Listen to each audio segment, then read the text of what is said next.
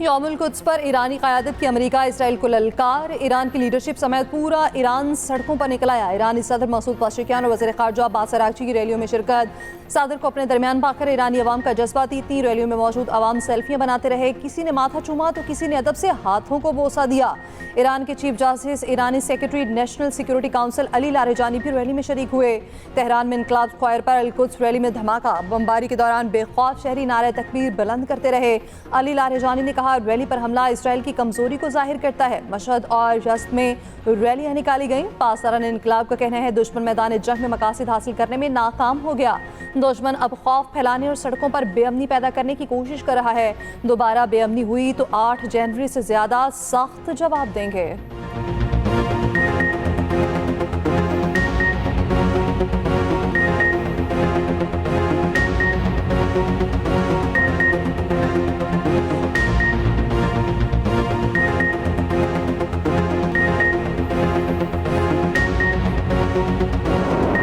Iran का अमरीकी बहरी बेड़े ब्रह्म लंकन पर मिसाइल हमला, एयरक्राफ्ट को शदीद नुकसान पहुंचा है। ईरानी पासदारान इनकलाब का दावा, अमेरिका का रिफ्यूलिंग तैयारा इराकी मुजाहमती फोर्सेस का निशाना बन गया। C-135 रिफ्यूलिंग तैयारा इराक में गिरकर तबाह हुआ, 6 अफराद हलाक हुए। अमरीकी सेंट्रल कमांड ने C-135 रिफ्यूलिंग एयरक्राफ्ट गिरने की तस्दीक कर दी। कहा, वाकया ऑपरेशन एपिक फ्यूरी के दौरान पेश आया। दूसरा तैयारा महफूज रहा। तबाह तैयारे को दुश्मन ने निशाना नहीं बनाया।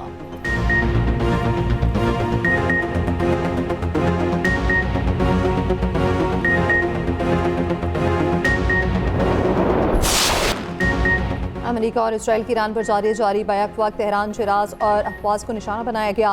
कर्ज में भी धमाके सुने गए। इसराइल का 24 घंटों के दौरान 200 से ज्यादा अहदाफ को निशाना बनाने का दावा। कहा, लड़ाका तैयारों ने बड़े पैमाने पर 20 हमले किए। ईरानी फौजी तंजीमात, पैदावार और जखीरा करने वाले मकामात को निशाना बनाया गया। ईरान में न्यूक्लियर प्रोग्राम की साइट्स को भी निशाना बनाने का दावा। अमेरिका ने जनूबी कोरिया में नस्ब दिफाई सिस्टम थार्ड को इसराइल मुंतकिल कर दिया।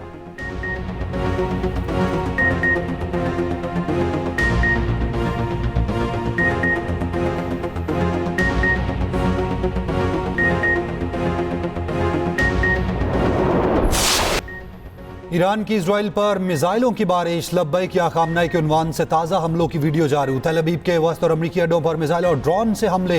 ईरानी हमलों के बाद बिन गुरियन एयरपोर्ट पर अफरा तफरी मच गई। ईरानी हमलों से तेल अवीव में तबाही। नेतन्याहू मुखालिफ इसराइली एक्टिविस्ट ने वीडियो शेयर कर दी। इसराइली हुकाम के मुताबिक ईरानी हमलों में 3000 के करीब शहरी जख्मी हुए। उधर सऊदी वजारत दिफा का 56 ड्रोन मार गिराने का दावा। दुबई में भी इमारत पर ड्रोन का मलबा गिरा। बहरीन में अमरीकी फौजी अड्डे पर मिसाइलों और ड्रोन से हमले। ओमान में ड्रोन गिरने से 2 अफराद जाँ बहक, एक ड्रोन खुले इलाके में गिरकर तबाह हुआ। मुत्तहिदा अरब इमारात के साहिल के करीब ऑयल रिग में आग भड़क उठी। नेटो का तुर्क फजाई हदूद में ईरानी मिसाइल तबाह करने का दावा।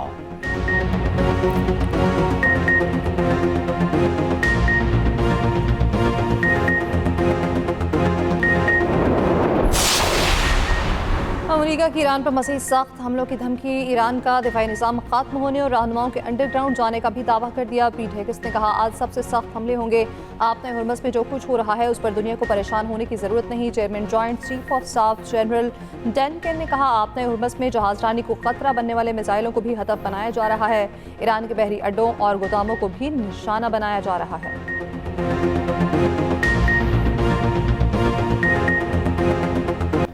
G7 ममालिक का अमरीकी सदर ट्रंप से ईरान जंग फौरी खत्म करने का मुतालबा। अपनाए हुर्मज़ भी जल्द महफूज बनाने पर जोर दिया। ट्रंप ने ईरान की जानिब से जल्द हथियार डालने का दावा किया। अमरीकी सदर ने G7 इजलास में कहा, ईरान हथियार डालने के करीब है। ईरान के पास अब कोई ऐसा आला ओहदेदार बाकी नहीं रहा जो हथियार डालने का ऐलान कर सके। हमें यह काम मुकम्मल करना होगा ताकि 5 साल बाद ईरान के साथ दोबारा जंग न हो। अपनाए हुर्मज़ की सूरत हाल बेहतर हो रही है। कमर्शियल जहाज़ों को ऑपरेशन शुरू करने चाहिए। एक और बयान में कहा, ईरान के खिलाफ कार्रवाइयां मजीद शिद्दत इख्तियार करेंगी। आइंदा हफ्ते ईरान को बहुत सख्त निशाना बनाया जाएगा। उनके ख्याल में मुश्तबा खामनाई जिंदा हैं मगर मुमकिन तौर पर जख्मी हैं। ईरान जंग तब खत्म होगी जब मुझे ठीक लगेगा। मुमकिन है प्यूटिन ईरान की थोड़ी बहुत मदद कर रहे हैं। प्यूटिन शायद समझते हैं पाकिस्तान सऊदी अरब के दिफा के लिए कोई दकीका फरोख्त नहीं करेगा। वज़ीर-ए-आज़म शहबाज शरीफ की सऊदी वली अहद से मुलाकात। पाकिस्तान को सऊदी अरब की मुकम्मल हिमायत का ऐलान। मुलाकात के दौरान CTF field marshal Asim Munir को कॉम्बैट ड्रेस में देखा गया। सिपा सालार का कॉम्बैट ड्रेस में होना देरीना बरादर मुल्क के साथ मुकम्मल यकजहती का इजहार है। मुलाकात में खित्ते में हालिया पेशरफ्त पर तफसीली तबादला ख्याल। अमन और इस्तेहकाम के फरोग के लिए मुश्तरका तौर पर काम जारी रखने पर इत्तफाक। शहबाज शरीफ ने वली अहद को यकीन दिलाया पाकिस्तान हमेशा सऊदी अरब के साथ मजबूती से खड़ा रहेगा। अमन के मुश्तरका मकसद के हसूल के लिए हर मुमकिन कोशिश जारी रखेगा।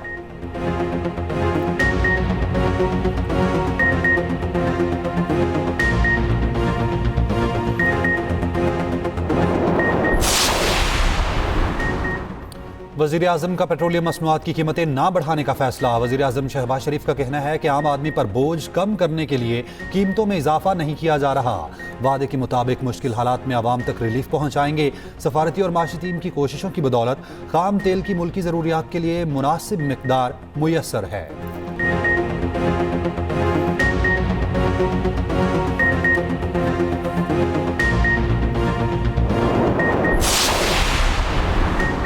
मशरिक़ वस्ता की खैरिया की सूरत हाल। तेल की कीमतों में उतार चढ़ाव। ब्रेंट क्रूड ऑयल की कीमत $103 फी बैरल पर पहुंच गई।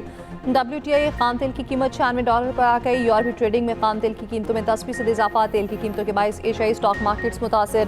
पाकिस्तान स्टॉक मार्केट में 555 पॉइंट्स की कमी। जापान, कोरिया और भारतीय स्टॉक मार्केट्स में मंदी। उधर इटली की जानिब से 9.9 मिलियन बैरल महफूज ज़खायर से तेल रिलीज कर दिया गया।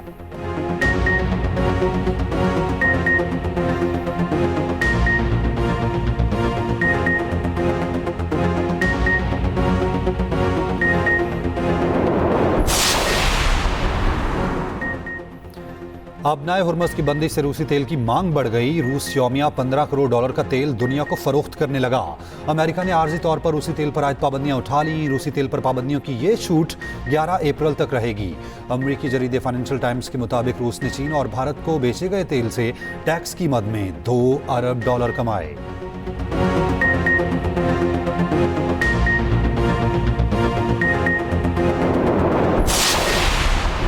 लेबनान पर इसराइल के नए हमले। जनूब लेबनान में बमबारी से कम से कम 10 अफराद शहीद, मुतादिद जख्मी। 2 मार्च से जारी हमलों में 98 बच्चों समेत 773 अफराद जान से गए।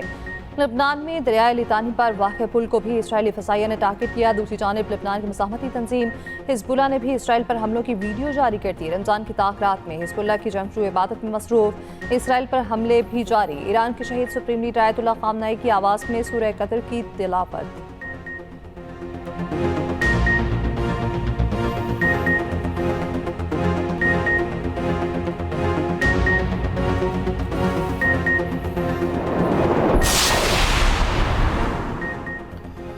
अमरीकी कंपनी ने सैटेलाइट तस्वीर 2 हफ्ते के डिले पर डाल दी। कहा मशरिक़ वस्ता की सूरत हाल पर फैसला आवाम की सिक्योरिटी के लिए किया ताकि फरीकैन लाइव तस्वीर से शहरियों को निशाना न बना सकें। अमरीकी नाक़दीन के मुताबिक ये फैसला अमरीकी दबाव पर किया गया ताकि बहरीन, कतर और दीगर अरब ममालिक में उसके अड्डों की तबाही को कवर किया जा सके।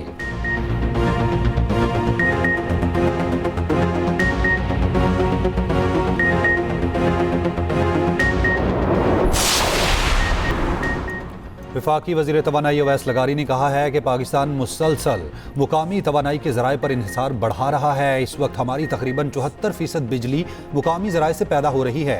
हुकूमत का हदफ है कि इसे 2034 तक 96% से ज़ायद पर पहुँचाया जाए। बरतानवी खबर एजेंसी को इंटरव्यू में अवैस लगारी ने कहा, अगर LNG की सप्लाई बंद रही तो गर्मियों में मसला हो सकता है। बदतरीन सूरत में गर्मियों की शामों में 1 से 2 घंटे के लिए लोड शेडिंग हो सकती है। इस लोड शेडिंग से सनत और ज़राअत मुतासिर नहीं होगी।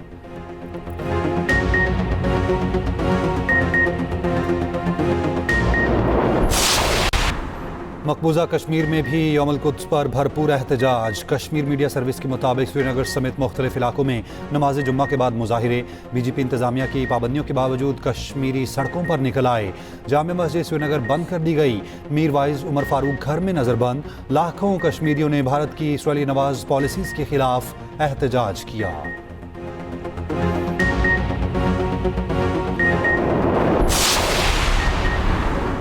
ईरानी शाहिद ड्रोन जंग के मैदान में तुर्क का पत्ता, जदीद जंग का नक्शा ही बदल डाला। कम लागत मगर दूर तक मार करने की सलाहियत रखने वाले दुनिया का ताकतवर अफवाज को भी परेशान कर दिया। शाहिद 136 की रेंज तकरीबन 1800 से 2500 किलोमीटर। अमेरिका ने भी ईरानी शाहिद ड्रोन की नकल करके उसे जंगी मैदान में उतार दिया है। ईरान का शाहिद ड्रोन मज़ीद किन सलाहियतों का हामिल, तफसीलात इसी बुलेटिन में।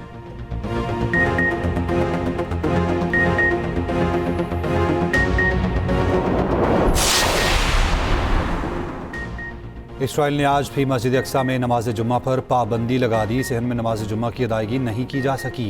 इसराइली हुकाम ने पाबंदी का बहाना ईरानी हमलों से बचना बनाया।